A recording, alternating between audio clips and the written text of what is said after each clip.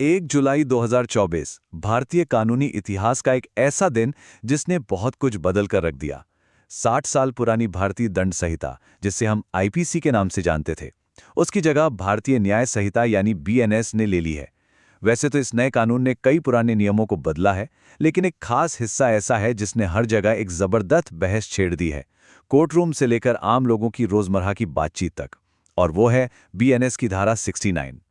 अब जरा सोचिए, क्या महज एक टूटा हुआ वादा किसी को सीधा अपराधी बना सकता है? धारा 69 ने असल में व्यक्तिगत रिश्तों और क्रिमिनल लॉ के बीच की लकीरों को लेकर एक बहुत बड़ी उलझन पैदा कर दी है। हर कोई यही सोच रहा है कि भाई, जब आपसी सहमति वाले रिश्तों में वादे टूटते हैं तो नया कानून आखिर उसे किस नजरिया से देखता है। तो चलिए, बिना किसी देरी के सीधे इस एक्सप्लेनर के एजेंडे पर आते हैं। हम 6 मुख्य पहलुओं पर नजर डालेंगे। पहला, बीएनएस की धारा 69 का परिचय, फिर धारा 69 बनाम बलात्कार कानून, तीसरा, झूठा वादा बनाम वादे का टूटना, सहमति की भूमिका, वास्तविक दुनिया की न्यायिक व्याख्याएं और अंत में व्यक्तिगत रिश्तों पर इसका प्रभाव। शुरुआत करते हमारे पहले भाग से, बीएनएस की धारा 69 का परिचय। अब जो चीज यहां सबसे ज्यादा ध्यान खींचती है वो है इस कानून की बारीकी। ये कानून बहुत स्पष्ट रूप से छल या धोखे से बनाए गए यौन संबंधों को दंडित करता है। मतलब, अगर कोई व्यक्ति बिना किसी सच्चे इरादे के महज शादी का झूठा वादा करके शारीरिक संबंध बनाता है तो इस धारा के तहत उसे 10 साल तक की जेल और जुर्माना हो सकता है। ये मुख्य रूप से महिलाओं को शोषण से बचाने के लिए लाया गया है, लेकिन क्योंकि ये कानून जेंडर विशिष्ट है, कई कानूनी विशेषज्ञ इस पर सवाल भी उठा रहे हैं कि ये पुरुषों के लिए समान सुरक्षा क्यों नहीं देता। यहां एक शब्द को समझना बहुत जरूरी है, छलपूर्ण साधन या डिसीटफुल मीन्स। कानून की नज़र में इसका दायरा सिर्फ शादी के झूठे वादे तक सीमित नहीं है। इसमें किसी को नौकरी दिलाने का झांसा देना, प्रमोशन का लालच देना या अपनी असली पहचान छुपाकर किसी को धोखे में रखना भी पूरी तरह से शामिल है। और हां, नया कानून इसे एक बिल्कुल अलग और स्वतंत्र अपराध मानता है। बढ़ते हैं दूसरे भाग की तरफ, धारा 69 बनाम बलात्कार कानून। यहां सबसे बड़ी गलतफहमी दूर करना जरूरी है। धारा 69 और पुरानी आईपीसी की धारा 375, जो अब बीएनएस की धारा 63 है, इन दोनों में जमीन आसमान का फर्क है। धारा 66 सीधे तौर पर बलात्कार से जुड़ी है, जहां मुख्य अपराध जबरदस्ती है और सहमति बिल्कुल नहीं होती। इसके उलट धारा 69 पूरी तरह से धोखाधड़ी और शोषण पर केंद्रित है।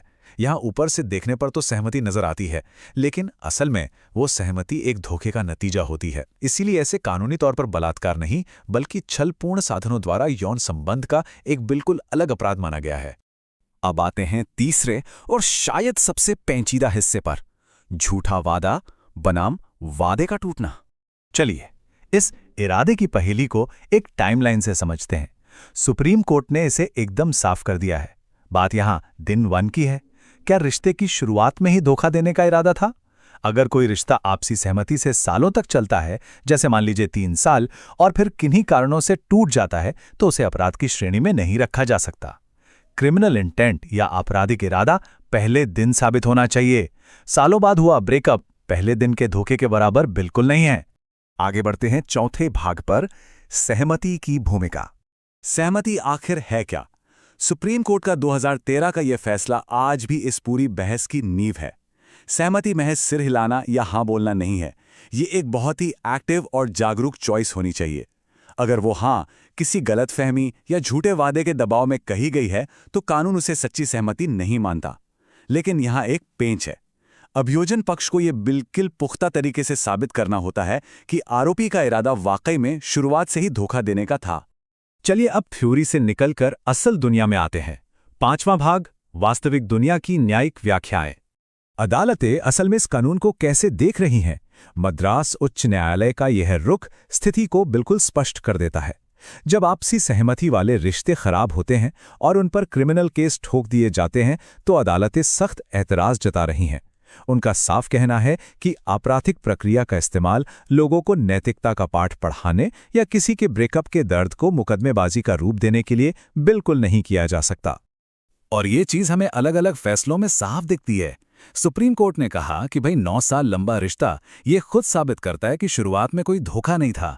कर्नाटक हाईकोर्ट ने भी साफ किया कि सिर्फ एक लिव इन रिलेशनशिप का टूट जाना अपने आप में धारा 69 नहीं बन जाता। और सबसे दिलचस्प बात, अगर रिश्ते के वक्त शिकायतकर्ता पहले से ही कानूनी रूप से शादीशुदा थी, तो शादी का वादा तो वैसे ही अमान्य हो गया। ऐसे मामलों में अदालतों ने सीधा एफआईआर ही रद्द कर दिए हैं। कुल मिलाकर अदालतें एक डायरेक्ट नेक्सस या सीधे संबंध की मांग कर रही हैं। मतलब झूठे वादे और शारीरिक संबंध के बीच एक पक्का और सीधा लिंक साबित होना ही चाहिए। यह सख्त शर्त इसलिए रखी गई है ताकि इस कानून को लोग अपने आपसी झगड़ों में एक हथियार की तरह इस्तेमाल न कर सकें। सबूत और इरादे दोनों की बहुत ही बारीकी से जांच की जा रही है। और अब हमारे एक्सप्लेनर का आखिरी और छठा भाग, व्यक्तिगत रिश्तों पर प्रभाव। सच कहा जाए तो ये कानून एक दुधारी तलवार की तरह काम कर रहा है। एक तरफ इसका मकसद बिल्कुल नेक है, उन कमजोर लोगों को बचाना जो वाकई में झूठे वादों का शिकार होकर अपना सब कुछ लुटा बैठते हैं। लेकिन दूसरी तरफ चुनौतियां भी कम नहीं हैं। ये जेंडर स्पेसिफिक है। किसी के दिमाग के अंदर झांक कर उसका इरादा साबित करना अपने आप में एक बहुत बड़ा टास्क है, और ब्रेकअप के गुस्से में दर्ज होने वाले झूठे मुकदमों का खतरा तो हमेशा बना ही रहता है। तो अंत में एक बहुत ही गहरा सवाल हमारे सामने आता है। हमारा कानूनी सिस्टम असल में शोषित लोगों की रक्षा करने और महज फेल हो चुके रिश्तों को अपराध बनने से रोकने के बीच ये नाजुक संतुलन कैसे बनाएगा? कानून को उनका बचाव करना ही होगा जिन्हें सच में धोखा मिला है, लेकिन साथ ही ये भी तय करना होगा कि एक आम ब्रेकअप किसी को जेल की सलाखों के पीछे न पहुंचा दे। ये संतुलन आने वाले वक्त में कैसे बनेगा, ये देखना वाकई दिलचस्प होगा। इस अहम विषय का हमारा ये विश्लेषण यहीं समाप्त होता है। सीखते रहिए।